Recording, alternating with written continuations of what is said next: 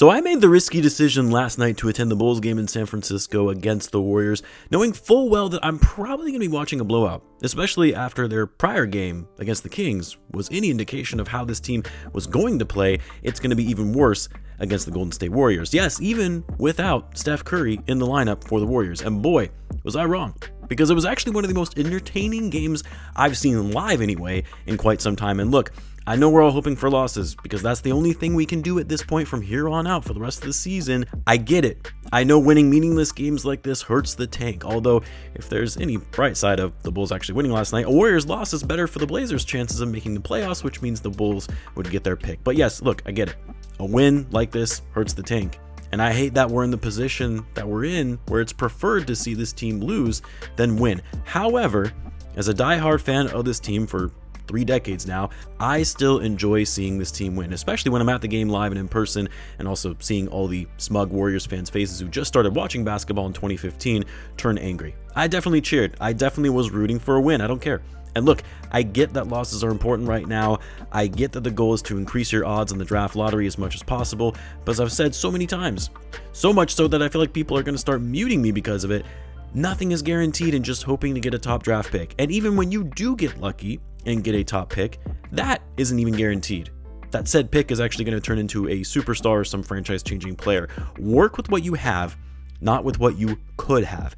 And what the Bulls do have as of right now, in my opinion, are 2 very promising players who have continued to get better since joining this team and showed up big time in a win last night on the road against the Warriors. Those 2 players, of course, being Buzelis and Josh Giddey. And I'll get to those guys in a minute, but to me, them developing at starting to play at a high level, taking their game to the next level, even if it leads to a pointless win, is more important to me than trying to get a few extra lottery odds percentage points. Modest last night was incredible. This was by far the best game of his career. He was focused on both ends of the floor, was attacking, demanding the ball. I saw it up close. He was calling for the ball in so many plays. He was creating shots for himself. Much better handles in doing so, by the way. Wasn't turning the ball over. He was getting down the floor in transition, not afraid of anyone stopping him in the paint. This was the type of game where Modest was like, yeah, I'm that guy. I'm going to take over this game. And what I also love seeing, because we really haven't seen this from Modest yet, but he came through in the clutch for the Bulls, knocking down some big shots in the final minutes of regulation, hitting that big 3 in overtime to put him over 40 points. And look, man, being at that game, being up close, we always talk about how Modest needs to put on some weight to handle the physicality of NBA defenses, and yes, he still does, but he was getting thrown around, getting bodied, and he was still resilient and pushing through. 41 points for Modest on 28 shots. We talked about how he's not getting enough shots up. 28 shots, went 16 for 28. Most of his misses actually came from 3. He took 15 threes, made 5 of them, got to the free throw line 5 times, 6 boards, 2 steals, 2 blocks, and a +8 when he was on the court. This was the best game of Modest's career. You could be mad about the win, but I'll take a rising game like this from really our only hope for this franchise and their future any day. And then Josh Giddey. Giddey was great as well. I kept looking up at the scoreboard and thinking he might pull off 20 assists in this game with the way he's trending. He ended up with 17 assists, which tied his career high, his 3rd triple-double in 4 games. 21 points, 13 rebounds, 17 assists, 5 turnovers, and some of those were bad ones too, where he just made some dangerous passes in the paint. But he shot the 3-ball well, did a great job at getting into the paint, although he struggled to finish on some of those. He was a team high, tied team high, I should say, at +14 when he was on the court. You know who he actually tied with for that box plus minus team high? Leonard Miller. Bro, this guy can play. He can really play. I know I said this before. I need to see it happen over a consistent stretch against better competition. And yes, that is still the case, but he's a solid player. His jump shot is a little but his finishing and footwork around the rim is actually good. And yes, I hate to say it. Actually, no, I don't hate to say it, but he's a better player than Patrick Williams at this point in time. He's better and more productive than Patrick Williams, which really shouldn't be that much of a hot take at this point if you've been watching Pat over the last couple of seasons. Leonard Miller was a big reason why the Bulls won this game and why Billy kept him in the game in the clutch to close things out in overtime.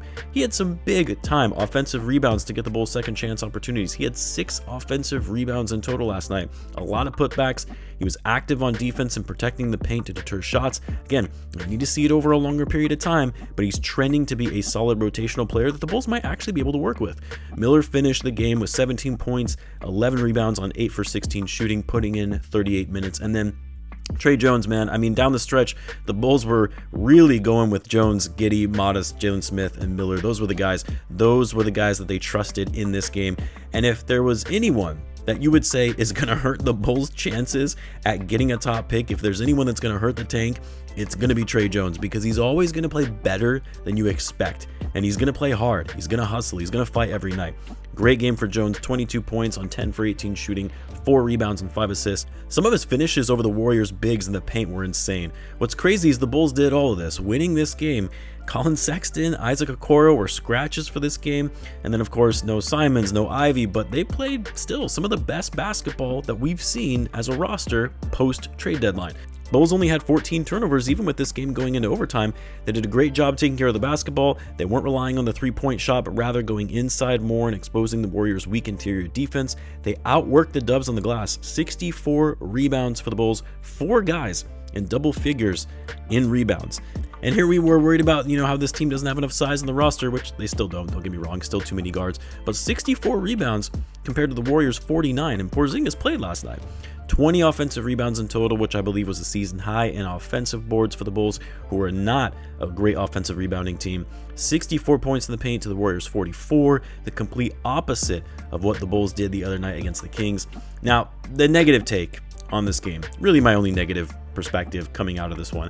Yeah, I'm out on Rob Dillingham. I was never really in on him from the get-go, even after the trade, but I'm officially out. I don't think he's ever going to be an NBA level player. Great college player, yes, so everyone just assumes he can eventually adapt his game to the NBA.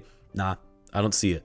And it's not, even just the fact that he's too small, but it's the decision making, the inability to finish close range shots. Even when he beats his man off the dribble and gets a good look, still misses it. He's too small to play high-level defense and ends up fouling to stop his man because that's all he can do. His shot is broken.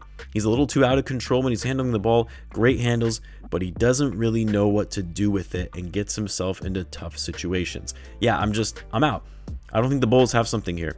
He's had some nice flashes here and there, but I don't think this is a piece the Bulls can work with long term. They took a chance on a flyer in Dillingham, who is still young, former lottery pick, but it's pretty clear this isn't going to be a guy that is going to be a piece of this core that you're trying to build with. Sucks, but it is what it is. And unlike Ivy, the Bulls still have him under contract for the next 2 seasons, which makes it more challenging if they ever want to free up that roster spot for a player that is actually going to be able to contribute. Anyway, hate to end the video on that kind of note, but the Bulls won. They beat the Warriors. Modest balled out. We needed that kind of game from him for his overall confidence. Let's see if he can keep things going as they head to take on the LA teams. Let me know what you guys thought of the game. Let me know in the comments. As always, be sure to subscribe, and I'll see you in the next one.